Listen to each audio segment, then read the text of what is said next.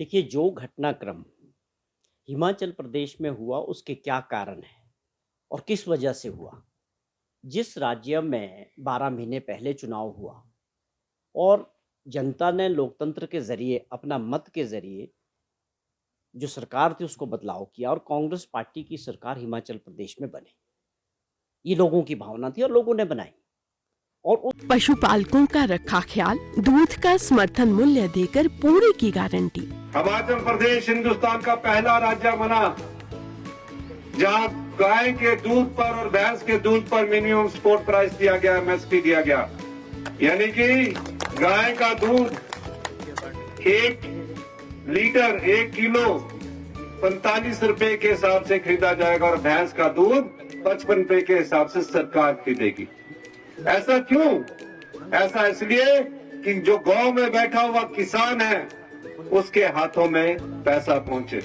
हिमाचल सरकार की कथनी और करनी में नहीं है कोई भेद। वादे निभाए हैं, वादे निभाएंगे, हिमाचल सरकार का है वादा।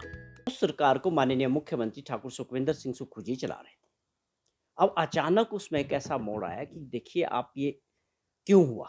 इस सब के पीछे कारण क्या थे? जिन 6 लोगों ने अपनी पार्टी के खिलाफ जाके ये सब कुछ किया और ख़ास तौर पे आप जिस परिवार से, जिस पार्टी से चुन के आए और जहाँ के लोगों ने आपको चुना, उनके साथ ये पूरी तरह से एक विश्वासघात हुआ है। और उसके क्या कारण रहे, क्यों उन्होंने किया कि अपने परिवार में उन चीज़ों को बात करते, जो भी समस्या थी। हिमाचल प्रदेश जो एक देवभूमि है, यहाँ पर इस प्रकार की राजनीतिक घटनाक्रम के लिए लोग बिल्कुल तैयार नहीं। यहाँ लोग इतने जागरूक हैं कि हर 5 साल में अपनी सरकार को बदलते हैं। अगर 40 विधायकों के साथ कांग्रेस पार्टी को रूल करने का मौका दिया लोगों ने और 25 विधायकों के साथ विपक्ष में काम करने का जो जनमत था वो भाजपा को मिला था, उसका सम्मान होना चाहिए था। लेकिन इन सब घटनाक्रम में इन 6 लोगों की जो महत्वाकांक्षा थी, इनमें से कुछ लोगों की, वो मंत्री पद लेने की हो सकती है और कौन से कारण हैं, वो मैं समझता हूँ कि वो प्रदेश की जनता ने बिल्कुल पसंद नहीं किया है।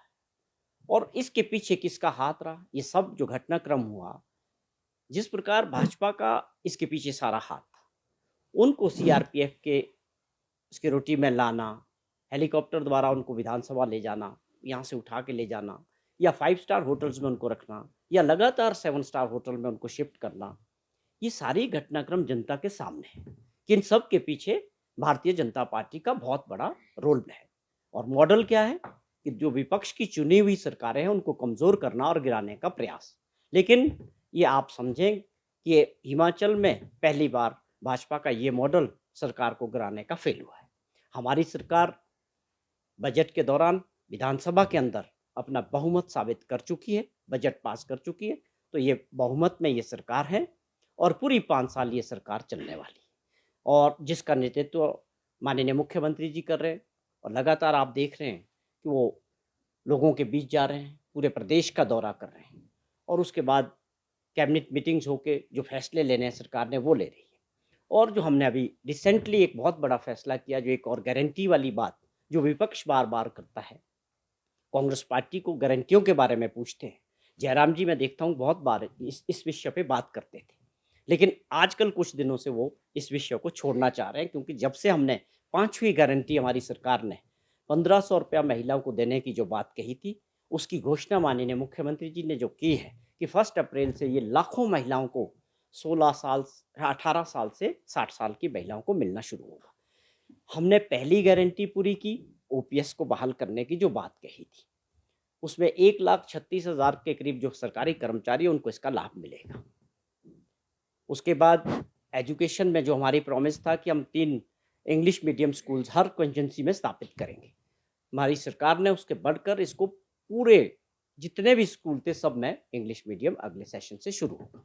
ये हमने बढ़ के काम किया और 680 करोड़ रुपए का राजीव गांधी स्टार्टअप योजना जो शुरू की, वो हमारी कमिटमेंट थी, वो भी हमारी।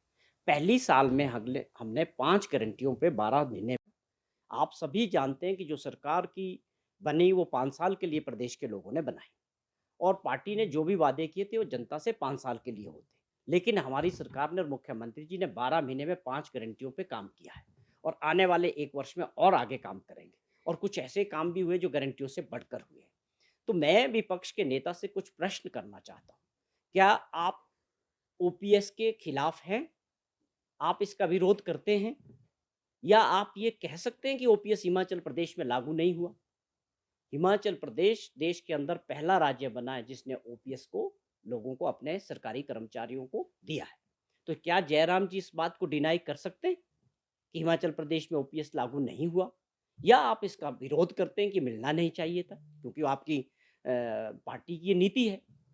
दूसरी बात कि आप लगातार पूछ रहे थे कि गारंटियाँ, गारंटियाँ। अब हम आपसे पूछते हैं कि 12 महीने में 5 गारंटियों को पूरा करना, उन हालात में जब आप खजाना खाली छोड़ के गए थे और आर्थिक स्थिति अच्छी नहीं थी, उसके बावजूद इस प्रकार का विकास और अपनी योजनाओं को आगे बढ़ाने का काम जो हमारी सरकार ने किया है, आज प्रदेश के लोगों में हर वर्ग में इस बात को लेके खुशी है। और आप जयराम जी से दूसरा प्रश्न ये है, क्या ये 1500 रुपया महिलाओं को नहीं मिलना चाहिए? आप इसका विरोध करते हैं या आप इसका समर्थन करते हैं? ये तो सरकार की घोषणा है कि 1 अप्रैल से मिलना शुरू हो जाएगा। तो क्या आपको डाउट है, आप खुद मुख्यमंत्री रहे हैं, कि सरकारी घोषणा होने के बाद कोई मंशा इसमें आपको रह जाती है मन में? या आप सीधा बात करें कि हमारी पार्टी इसका विरोध करती है, हम महिलाओं के विरोधी हैं। हमने महिला सम्मान निधि की बात की थी और हमारी महिलाओं को ये, बच्चियों को ये मिलना शुरू होगा, उनके लिए ये सम्मान होगा कि जहाँ वो अपनी छोटी ज़रूरतों को अपने दम पे पूरा कर सकेंगी। ये हमारी कमिटमेंट थी और हमारी पार्टी ने और सरकार ने इसको पूरा किया। तो ये कुछ ऐसी बातें हैं जो विपक्ष केवल विपक्ष के नाते आगे विरोध करने का काम कर रहे हैं। लेकिन मैं आज आप लोगों के माध्यम से ये बताना चाहता हूँ कि ये सारी चीज़ें जो बजट में भी बनी, पहली बार ऐतिहासिक बजट बना कि ग्रामीण अर्थव्यवस्था को बूस्ट करने वाला है, जिसमें किसान की बात हुई, बागवान की बात हुई, या आप समझे कि दूध उत्पादक की बात हुई, पशुपालक की बात की इस बजट में। और किसी भी वर्ग को जो है मुख्यमंत्री ने निराश नहीं किया। सबको इस बजट में एक बहुत ही खूबसूरत बजट पेश किया, जिसमें विकास की गति को देने वाला, रूरल अर्थव्यवस्था को आगे ले जाने वाला। तो ये विपक्ष की जो मजबूरी है, केवल मात्र सरकार का विरोध करना, मैं समझता हूँ ये ज़्यादा दिन चलने वाला नहीं है। हिमाचल प्रदेश के जो मतदाता है और जो लोग हैं वो बहुत समझदार हैं, वो इन सब चीज़ों को अच्छे से समझते हैं।